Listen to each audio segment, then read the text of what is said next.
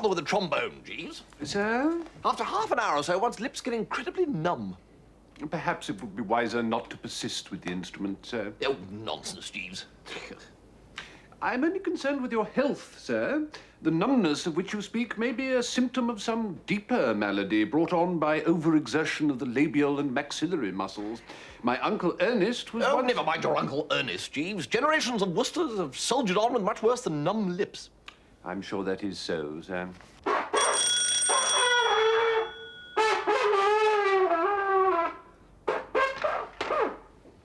Mr. Mangelhofer, sir. Good morning, Mr. Wooster. Ah, good morning, Mr. Mangelhofer. Not behind with the rent, are we? No, Mr. Wooster, but I'm sorry to say that I've had several complaints from other tenants. Complaints? What about? That, Mr. Wooster. This? Colonel Bastard in 5B keeps asking me if this is what he fought for. And Sir Everard and Lady Blennerhassett say they are driven to distraction by the infernal din. Did you say infernal din? I did. Well, let me tell you, Mr. Mangelhofer, that the man that hath no music in himself is fit for... Hang on a minute. Jeeves, what was it Shakespeare said the man that hadn't music in himself was fit for? Treason, stratagems, and spoils, sir.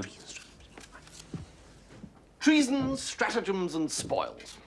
What? That's what he's fit for, the man that hath no music in himself.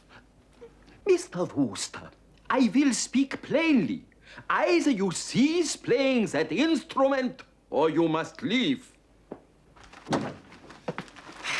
Jeeves, unpleasantness has reared its ugly head in the West One Postal District. Indeed, sir. Also, a notable lack of give and take and a complete absence of the neighbourly spirit. Complaints, Jeeves, have been lodged about my trombone. Good heavens, sir. The ultimatum is either I chuck playing it or leave. Very well, then. We shall be well rid of these bustards and Blennerhassets. I shall leave them without a pang.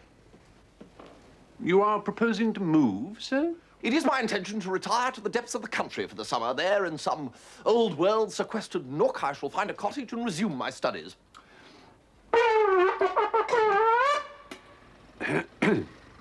In that case, sir, I fear I must give my notice. Jeeves, did I hear you correctly? Yes, sir. You would actually consider leaving my entourage? Only with the greatest reluctance, sir. But if it is your intention to continue with that instrument within the narrow confines of a country cottage... Jeeves, you say that instrument in an unpleasant, soupy voice. Do I take it that you dislike the trombone? It has well been said, sir, that the trombone is not an instrument for a gentleman. I rue the day when you first saw Ben Bloom and his 16 Baltimore buddies at the Alhambra Theatre. I see. And you are resolved to leave if I continue to play it? Yes, sir.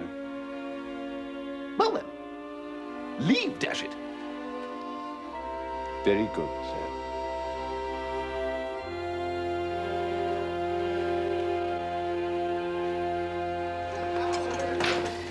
I know you own most of Devon, Chuffy. Well, not for long, I hope. Chuffnell Hall is up for sale. Good Lord, Chuffy. The old homestead, but why? I'm broke, Bertie. Completely and utterly bought and sold and done for. Came up third class this morning. Good Lord. But you still own the village. Yes, cost me a fortune. Well, the reason I asked, Chuffy, is that I want to take a cottage in the country somewhere. Can you let me have one? I can give you a choice of half a dozen. Oh, that's wonderful, Chuffy. Well, we'll be able to see something of each other for a change. Two over for lunch most days. Yeah, thanks. What has Jeeves got to say about all this? Shouldn't have thought he wanted to leave London. Jeeves has nothing to say on this or any other subject. We have parted brass rags. What? From now on, Jeeves will take the high road, and I will take the other one. He had the immortal rind to tell me that if I didn't give up my trombone, he would resign. Well, I accepted his portfolio. Well, well, well. You can push a Wooster just so far, Chuffy. Very good, Jeeves, I said to him. I shall watch your future career with considerable interest. And that was that. Well, well, well. Good Lord, look at the time. Got to see my bank manager at 4 o'clock. Any objection to my looking in on Jeeves on the way? Oh, just to say goodbye. No, and whatever. Just follow the green line. It's a bad time of year for valets, Mr. Wooster. Really? Ah, Duxbury. Oh, no. Must be musical, you said. Duxbury left Lord Belstead's employ when his lordship got a kazoo from a Christmas cracker. The tootling was unbearable, he said. Perhaps something has come in this morning. Yes, Mr. Henberry. Mr. Wooster requires a new valet, Miss Daly. Has anything recently come in? No, Mr. Henberry, I'm sorry. There is Mr. Brinkley, of course. Brinkley? Of course. Mr. Wooster, you're in luck. Oh, good.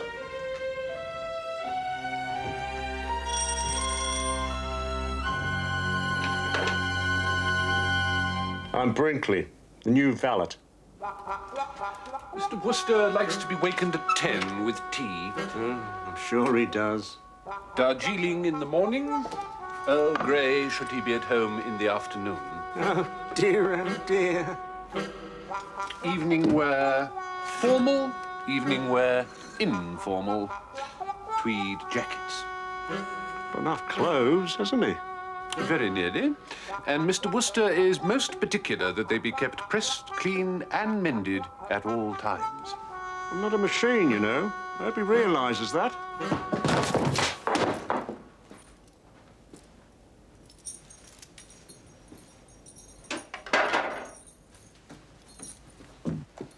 I was just about to depart, Mr. Wooster. Oh. Ah, right. Your new man is here, sir. I have been explaining his duties to him. Excellent. Good. All right, is he, Jeeves? I think you may be surprised, sir. Mr. Brinkley. Well, this is a sad day, Jeeves. Indeed it is, sir. We shall meet at Philippi, I dare say. No doubt, sir. Ah, here is your new man, sir. What ho, Brinkley? So, do you think we're going to get along together? I don't know yet. I will say goodbye now, sir. Right, well, goodbye, Jeeves. So, Jeeves has shown you everything, has he? I told him. I'm not a machine, you know. Machine? Well, no, I didn't imagine. Well, anyway, we shall be going down to Devon for a couple of weeks this afternoon, Brinkley. I hope that meets with your approval. Don't have any say, do I? Yes, I see what you mean. Well, let's get packed and hie us thither, shall we?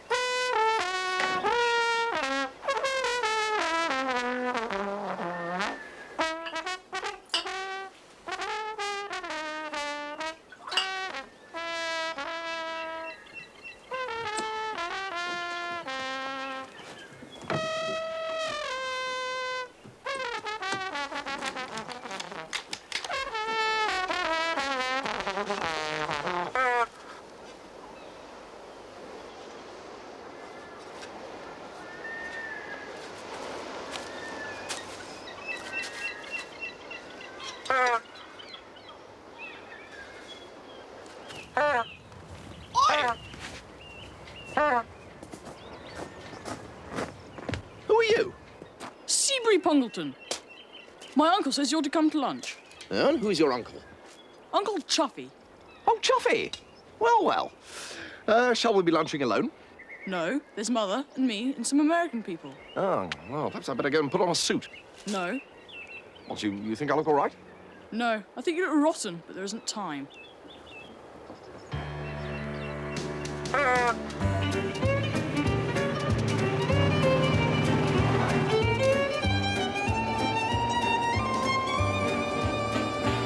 Can you give me 5 shillings? What do you mean, 5 shillings? I mean 5 shillings. Yes, but what I want to know is how we've got onto the subject. I mean, we were having a nice quiet drive, and you suddenly go and introduce this 5 shillings motif. I want 5 shillings. For protection. What? You don't get 5 shillings out of me.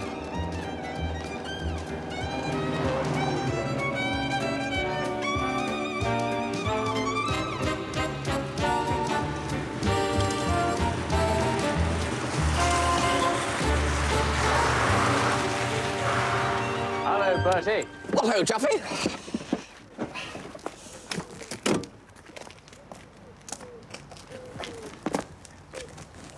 I think your nephew may have gone off his rocker, Chuffy. He's been trying to touch me for 5 bob and babbling on about protection.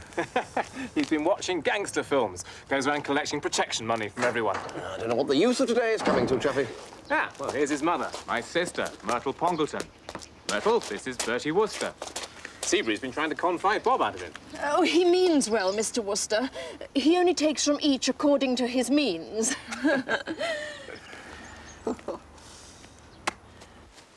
Chuffy's found an American he thinks he can sell the hall to. He's also terribly in love with the American's beautiful daughter. Oh, never mind about that. All I've got to do is get his signature on the dotted line. And that's what this lunch is for. Soften him up. He wants to turn it into a hotel. Take millions, won't it? Well, that's what Elftaker's got. Stoker? Hello, hello, hello.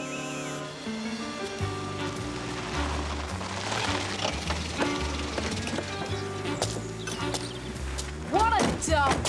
That's enough of that, Dwight. Hello, Mr. Stoker. It's White. Miss Stoker. You know my sister, Mrs. Pongleton. And this is my friend Bertie Wooster.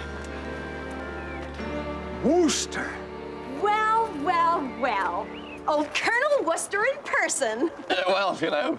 Well, sir, this has certainly made my day, you little blob of sunshine. Isn't he looking lovely, Father? Come away from that man, Pauline. That man is bad news. Let's all go into the house, shall we? Come along, Dwight. I want you to meet Seabury. You're going to be such pals.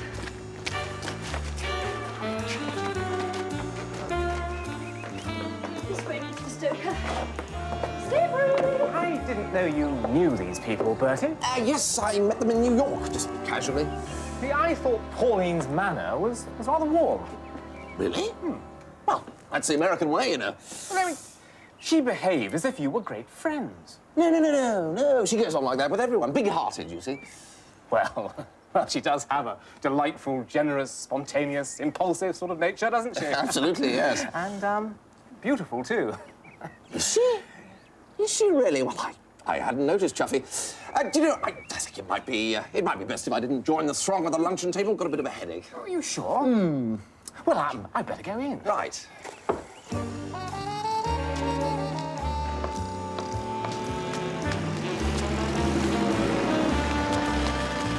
You must have been surprised to see us, Bertie. What? Oh, yes. More surprised than pleased, eh? No, not at all, no.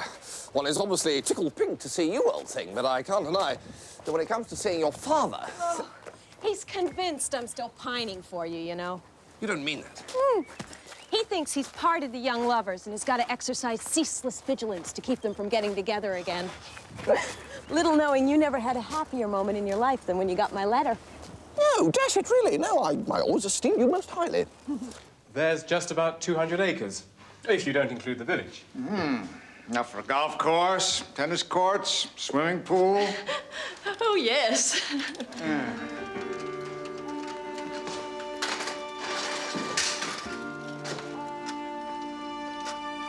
I've got 3 like this at home. Give me 5 shillings.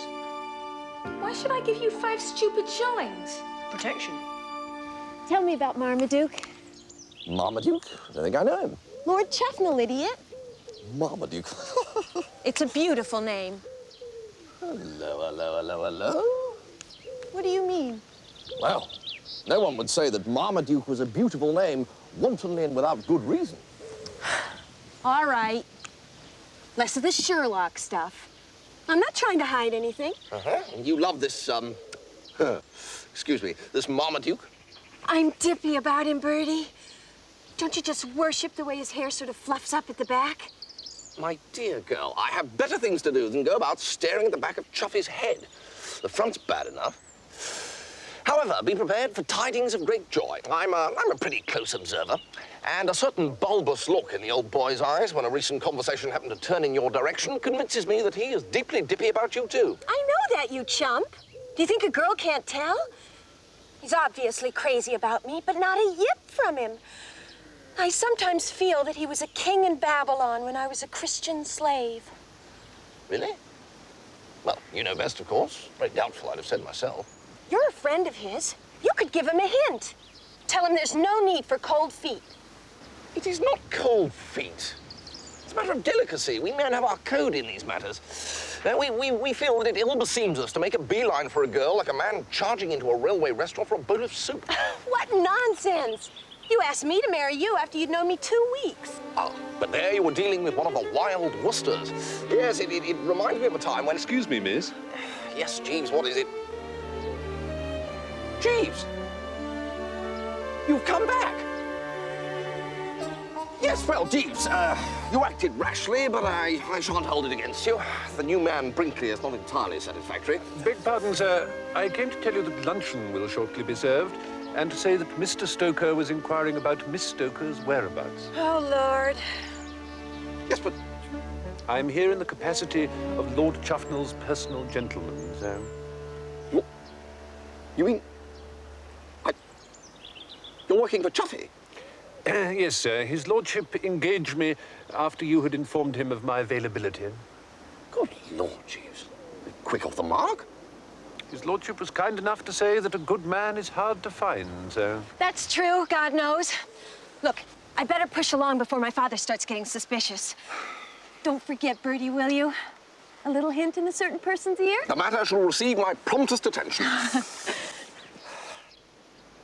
wonder where that girl got to. You don't suppose she's with that Wooster, do you? Oh, Bertie? No, shouldn't think so. No, he's gone. Asked me to apologize. She knew him in New York, did she? Knew him? Huh. Pauline only went and got herself engaged to him.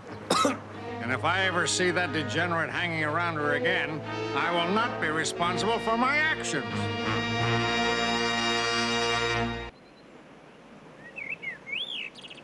You'll agree with me that something must be done about the 5th Baron, I take it? I beg your pardon, sir? Oh, come, Jeeves. You know what I mean? What did I do? He's potty about her. I am, of course, aware that his lordship is experiencing a sentiment deeper and warmer than that of ordinary friendship for the young lady, sir. Yes, and she has specifically confessed herself to being dippy about him. But she's upset, the poor fish. She detects the love light in his eyes. She's all for it. What worries her is he doesn't do anything about it. A not uncommon dilemma, sir. I mean, what's it all about, Jeeves? I mean, he loves her, she loves him, so what's the snag? His lordship is a gentleman of scruples, He feels that being of straitened means himself, he has not the right to propose to a young lady as wealthy as Miss Stoker. Oh, I see. So unless old man Stoker buys the hall, poor old Chuffy will continue to be Kid Lazarus, the man without a bean. And yet why, Jeeves? I mean, plenty of bust blokes have married uffy girls before now. His lordship is a gentleman who feels strongly on this particular point, sir. Well, there's only one thing for it, Jeeves. Chuffy must be shoved over the brink. I do not quite follow you, sir. What he needs is a jolt. If he thought that there was a grave danger of some other bloke scooping her up, well, wouldn't that make him forget those dashed silly ideas of his and charge ahead, breathing fire through the nostrils? Jealousy is undoubtedly a powerful motivating energy, sir. Do you know what I'm going to do, Jeeves? No, sir. I'm going to kiss Miss Stoker and take care that Chuffy sees me do it. Really, sir, I could not... Peace, Jeeves. I have the whole thing taped out. After lunch, I shall draw Miss Stoker aside into the seat in the shrubbery. You will then arrange for Chuffy to follow her. Waiting until I see the whites of his eyes, I shall then fold her in a close embrace. If that doesn't work, nothing will.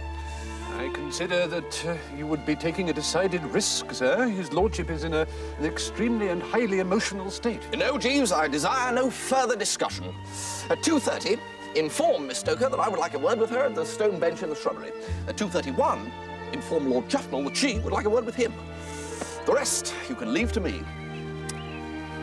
Very good, sir.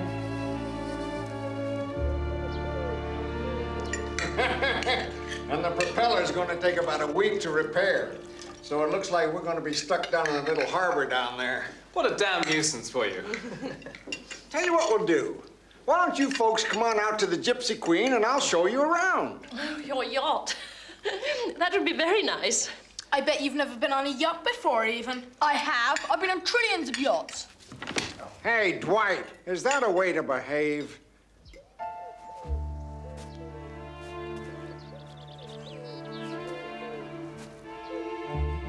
Give me 5 shillings. I won't give you 5 stupid shillings. Don't run, Seabury dear. You might hurt yourself.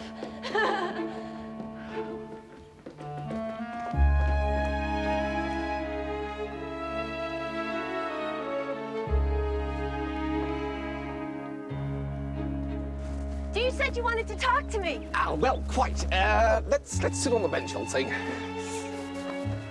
Right. That fella Jeeves, does he come with a house? I sure would like a fellow like that to look after me. Well, you haven't agreed about the house yet. Oh, sure we have. You got yourself a deal. You're going to buy it? Absolutely. Where's Pauline? I don't know. You sure that Wooster fellow has left? Absolutely. Pardon me, your lordship, but Miss Stoker was asking for you. She's in the shrubbery. Oh, I'll go.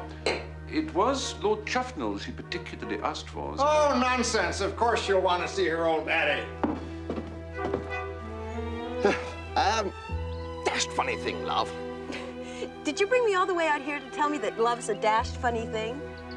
Well, no. What I want to know is why did that child demand 10 shillings from me? Oh, I wouldn't worry about that. Right. This is it. What are you doing? Bertie! Wooster! Ah! What in Hades do you think you're doing? Well, I think he's got a touch of the sun, Daddy. You'll have a touch of my boot if he starts all this again.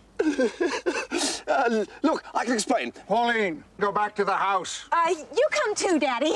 Let me tell you, Wooster, one more stunt like this and you'll find yourself in need of serious repair. Oh, look, obviously, I wouldn't dream of that. Enough, I say. No, all I was trying to do... Quiet! Right.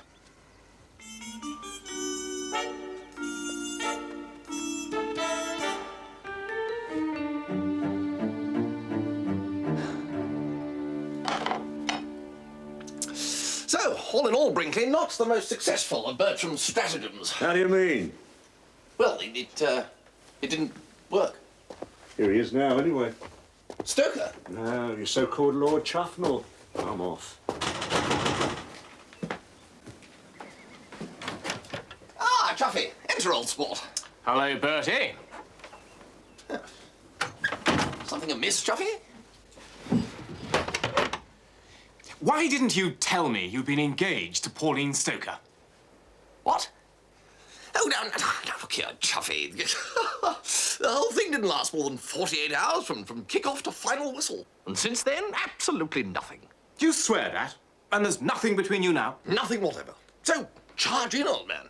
The girl's absolutely potty about you. Who told you that? Well, she did. I mean, she really does love me. Passionately, I gather. Oh.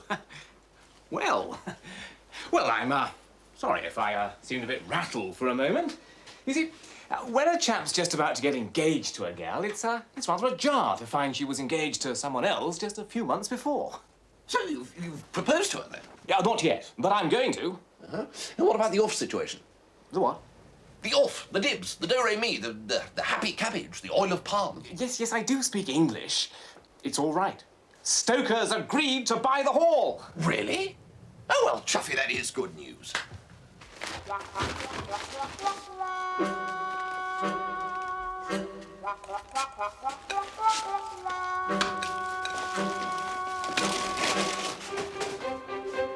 I'm going to pop the question tomorrow. We've been invited out to the yacht. Wonderful. Well, Chuffy, I hope you'll be very, very happy. I can honestly say that Pauline is one of the nicest girls I've ever been engaged to.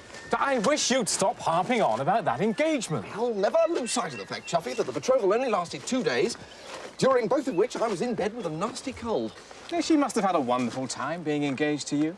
What on earth made her accept you, I wonder? I don't know. I once consulted a knowledgeable pal, and his theory was that the sight of me hanging around like a loony sheep awoke the maternal instinct in woman.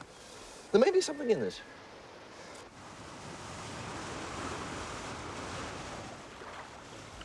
I'd like to propose a toast. Ladies and gentlemen, to the Chuffnell Hall Hotel. Chuffnell Hall Hotel? This is just my room. There's loads more. My uncle gave me a horse for Christmas. We had a dance once in the main saloon. It's so big. Thousands of people dancing. Give me 5 shillings. Hades was that? Stop it! Oh, get out! Stop it! Oh, come on! Hey! Give you a kissy, all right then. Oh, that was right on the end of my nose. Bend over.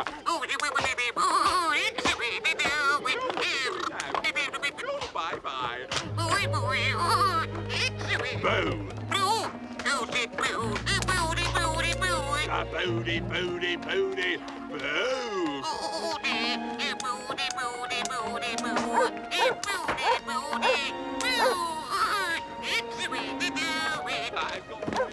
I say, Jeeves. Good afternoon, sir. Something amiss. The Chuffnells look like a French army who've just got to Moscow and discovered its early closing day. The simile is an apt one, sir. Go straight to your room and stay there, you horrible little child. But he was only... Oh.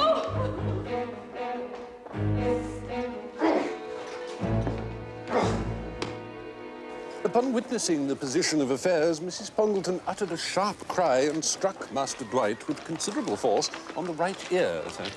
Upon which, of course? Precisely, sir. Mr. Stoker, espousing the cause of his son, aimed a powerful kick at Master Seabury. Oh, Jeeves, tell me you got him. Yes, sir. Oh, Jeeves, have a prawn. Thank you, no, sir. A heated altercation then broke out between Mrs. Pongleton and Mr. Stoker. She called on Lord Chuffnell for support, and he proceeded to take Mr. Stoker to task for the assault. And then? High words ensued, sir. The upshot being that Mr. Stoker, with considerable warmth, informed Lord Chuffnell that if he supposed that he, Mr. Stoker, intended to purchase Chuffnell Hall after what had occurred, then he, Lord Chuffnell, was in grave error.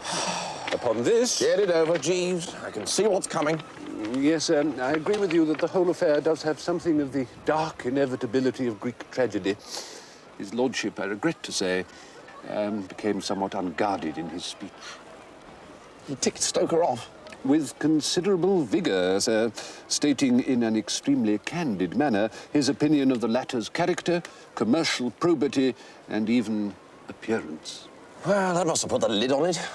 It did create a coolness, sir.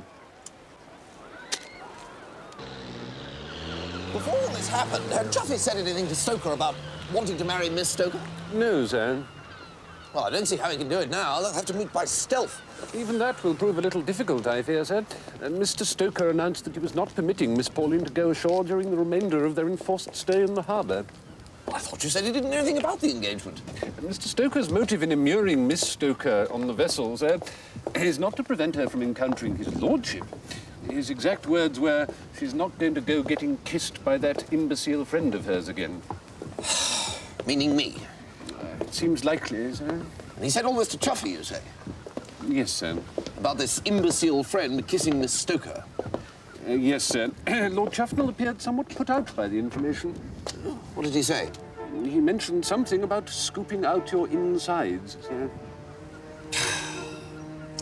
What do you advise, Jeeves? I can only suggest, sir, that should his lordship tax you with the matter, you try to persuade him that the spirit in which you embraced Miss Stoker was purely a brotherly one. Brotherly? Brotherly, yes.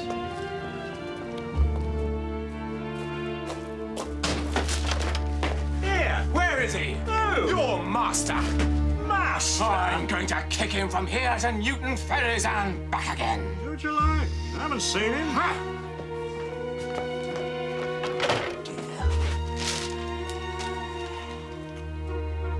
Good afternoon, my lord. You haven't seen a rather... Ah, there he is. Chuffy, old man. Skulking in here, eh? Skulking? Oh, Jack, no, far from it. Oh, Jeeves told me all. Too bad, too bad. No, I little thought when I bestowed a brotherly kiss on Pauline Stoker by way of congratulating her on your engagement. Now, we weren't engaged then. No, quite. No, well, I'm aware of that, Chuffy. Your putative engagement, I should have said. No, I little thought what trouble would come bobbing along so soon afterwards. What do you mean, brotherly? Well, brotherly. Well, Stoker didn't think it was brotherly. No, well, we all know what sort of mind Stoker's got, don't we? No, had you been there, you'd have seen exactly how brotherly it was and given it the Chuffnell seal of approval, I'm sure. Well, all right. But in future, a little less of this fraternal stuff. Yeah, just so. I don't want to feel when I'm married that at any moment I might come into the room and find a brother and sister act in progress. You still intend to marry this Pauline, then? Well, of course I intend to marry her. But what about the Chuffnell scruples? I mean, if old Stoker doesn't buy the hall, aren't you rather by way of being back in the position you were before? Not able to marry the Uffy girl because you haven't got the Mazuma? No, that's all changed. I was a fool. What does money matter? I mean, love's love. Well, you never spoke a truer word, Elsport. No, if I were you, I'd write her a letter embodying those views, just so she knows what the SP is. Bertie, I will. And what's more, Jeeves shall take it to her. Well, thus removing any chance of old Stoker intercepting it. How will Jeeves get it to her? Stoker wants to employ Jeeves. Jeeves shall go to him. Oh, I see. You mean, operating under the Stoker banner, Jeeves will be free to come and go as he pleases. Exactly. Well, this certainly has put the butter on the spinach. I shall go and tell Jeeves at once. I suppose she really does love me. Oh, dash it, old chap, didn't she say so? But it just seems so dashed odd, her letting you kiss her. Oh, but yes, she naturally divined that the embrace was purely brotherly. Yes, brotherly. Yes, of course. Yes.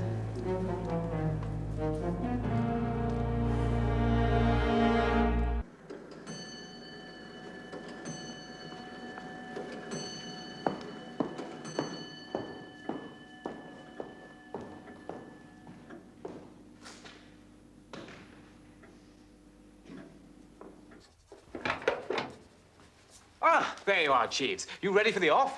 I've nearly finished the letter. I've stuck more or less to what you suggested. More or less, sir? Well, some of it was a bit too, no, I don't know, soppy. You'll pardon me for saying so, sir, but soppiness is at the very heart of the successful love letter. Without a sufficient degree of soppiness, there is a danger of the communication being laid aside by the recipient to be read at some future date, together with the gas bill, sir. Well, the only bit I left out was that bit about her name being twined round my heart like roses round a cottage door. Oh, pity, sir. An old favourite, perhaps, but it still has the capacity to move, given the appropriate march of events. Well, I just couldn't bring myself to it, Jeeves. Very good, sir. And, I hope you'll be very happy in your new employment. Thank you, sir.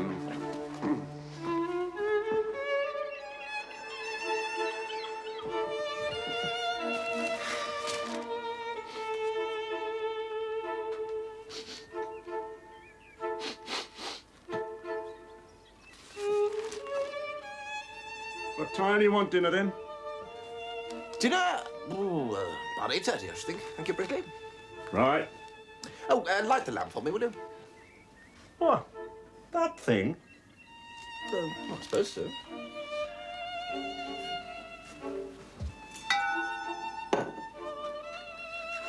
I'm used to the electric, you know. Brickley, there's a curious smell. Smell? Ah, show me pie.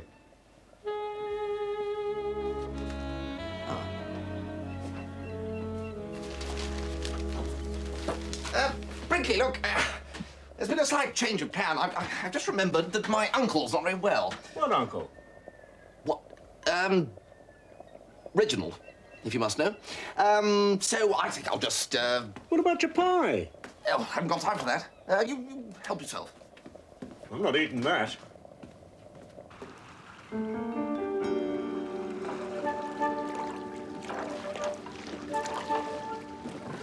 Ahoy there, Gypsy Queen.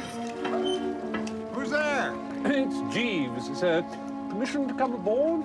Oh, come aboard, Jeeves. So, tired of these English aristocrats, eh, Jeeves? I wouldn't put it quite like that, sir. Galley, you got class, Jeeves, you know that? Good of you to say so, sir. Who is it, Daddy? Guess what, honey? Jeeves has come to work for us. Hello, Jeeves. Good evening, miss.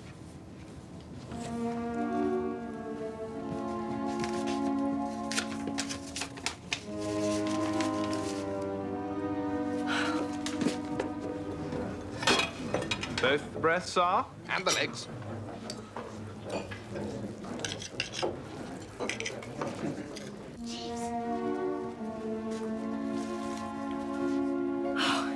It's a wonderful letter, Jeeves. I'm glad you enjoyed it, miss. I didn't know Marmaduke had it in him. But what am I going to do, Jeeves? Daddy won't let me go ashore. If I might make a suggestion, miss.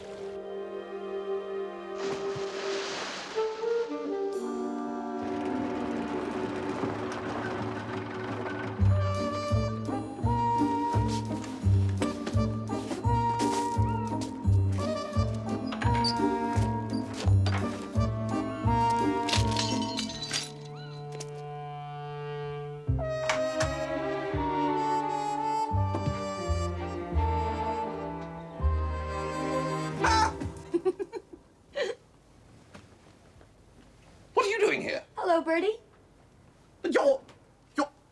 You're in my heliotrope pajamas. I know. Well, they suit you, I must say.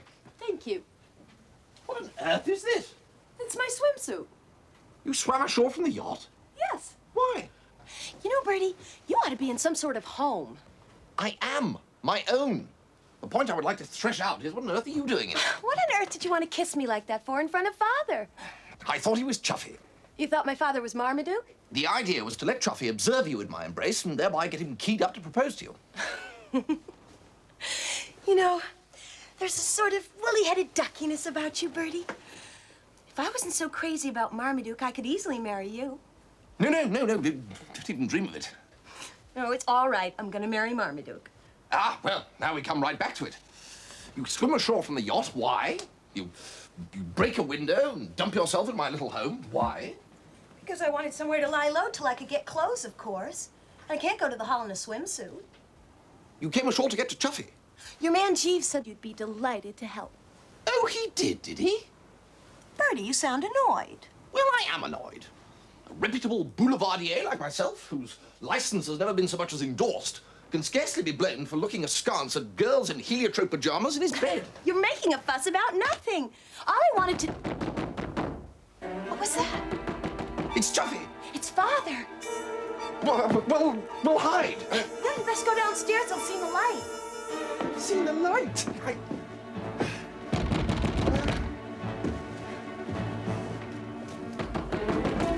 If it's my father, be careful. What do you mean, be careful? No, it's all right. He probably won't have a gun. Go on!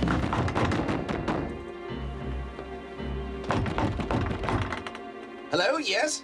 It's Sergeant Wooster. Frankly sorry to keep you so long. I was just thinking of this and that. Sort of reverie, if you know what I mean. Are you aware, sir, there's a window broke? Constable Dobson here spotted it and thought he'd best wake me up to investigate. Oh, the broken window. Yes. I know about that. The problem is, sir, the danger of marauders getting through. I thought I did see a marauder getting through, Uncle Ted. What? You young muttonhead, why didn't you tell me before? I think we'd best search the house, sir. Oh, no, Sergeant. Quite out of the question. Well, please yourself, sir. But you're shackling the police in their duty. That's what you're doing, shackling us. The marauders are probably lurking, sir. I give you my word, Sergeant, there are no marauders. I'm sorry. Come, Dennis. He's being obdurate.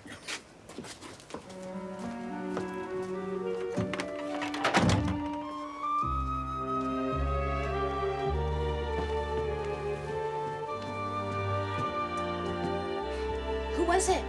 The constabulary. Apparently they saw you getting in. Oh, what a lot of trouble I'm giving you, Bertie. No, only too pleased. No, well, I'd better be pushing along then. I'm going to sleep in the potting shed. Oh, Bertie, isn't there a sofa downstairs? There is. Noah's. He brought it ashore on Mount Ararat. No, I'll be better off in the potting shed. Don't worry, old thing. We Woosters can rough it when it comes to giving two fond hearts a leg up.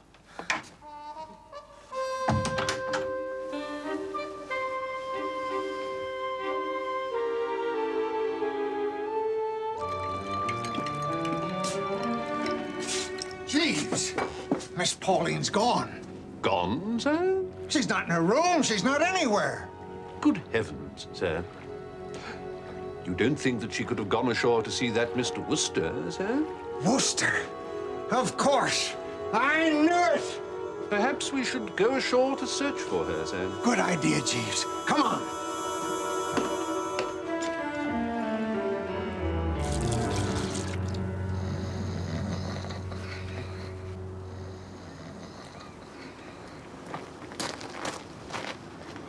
I thought he was talking strange, my lord.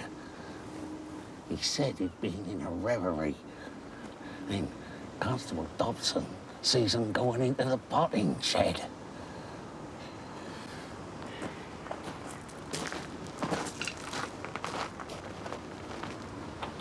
Knowing he was a friend of yours, my lord, we thought we'd best let you know.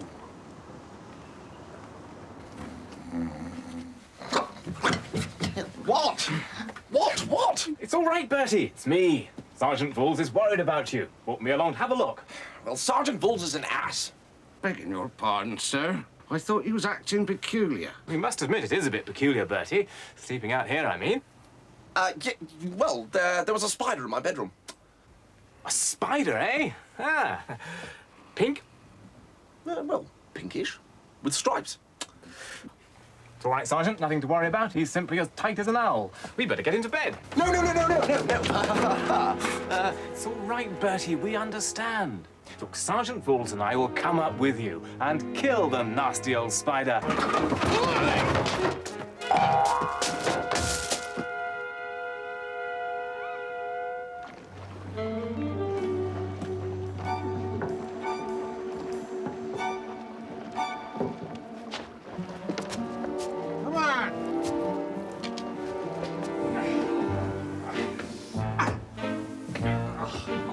What happened? I think you must have tripped and fallen, sir. No, Chuffy! Don't open that door. I know, Bertie, I know. You'll soon be in Betty By's now. No. Please. No.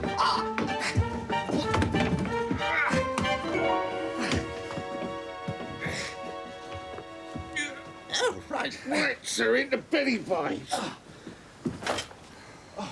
Yes.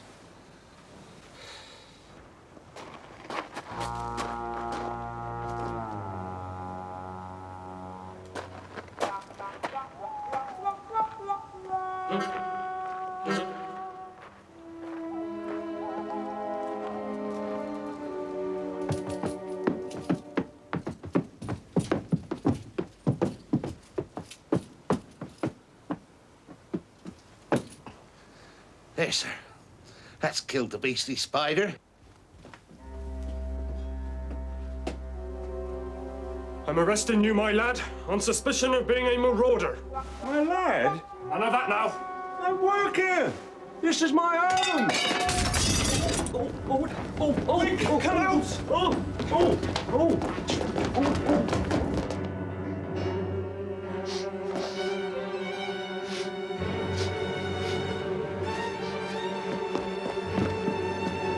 The room downstairs is on fire! Come on! I'm coming, my lord! Go on, Sergeant. Dennis, if you're down there, fix the fire brigade!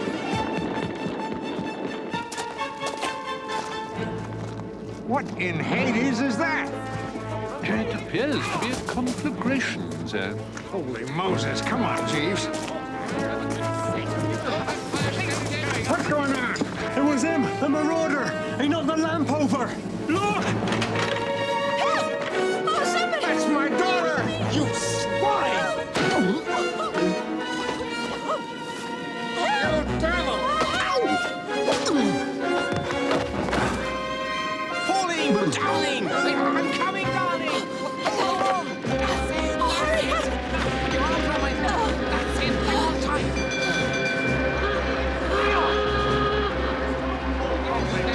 Come on, Jeeves. Go on, stare inward. Look sharp,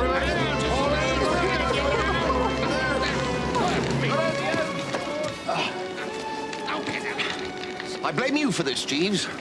With respect, sir, I merely intended Mr. Stoker to discover his daughter at your cottage. So strongly does he disapprove of you that I expected him to look more kindly on Miss Stoker's putative engagement to Lord Chuffy. The fact that his lordship should also discover her here, and in mortal peril, was, as the Americans say, pure gravy.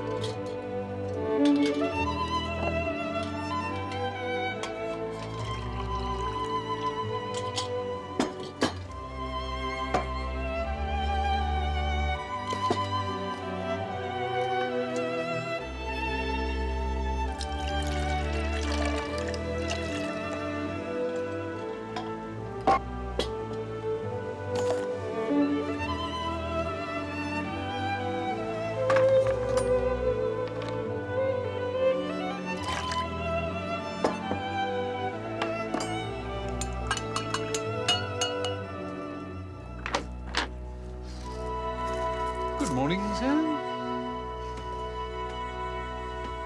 Ow, Jeeves. Your tea, sir. Oh, thank you, Jeeves. What sort of a day is it? Warm, sir.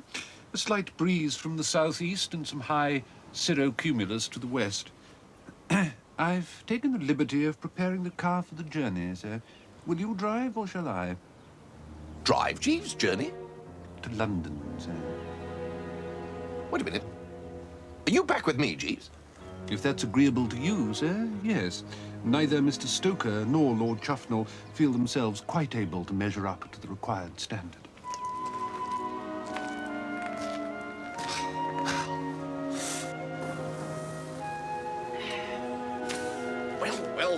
Well. London, eh? The drones for lunch, dinner at Quag's. Indeed, sir. I imagine that you will not be requiring this, sir.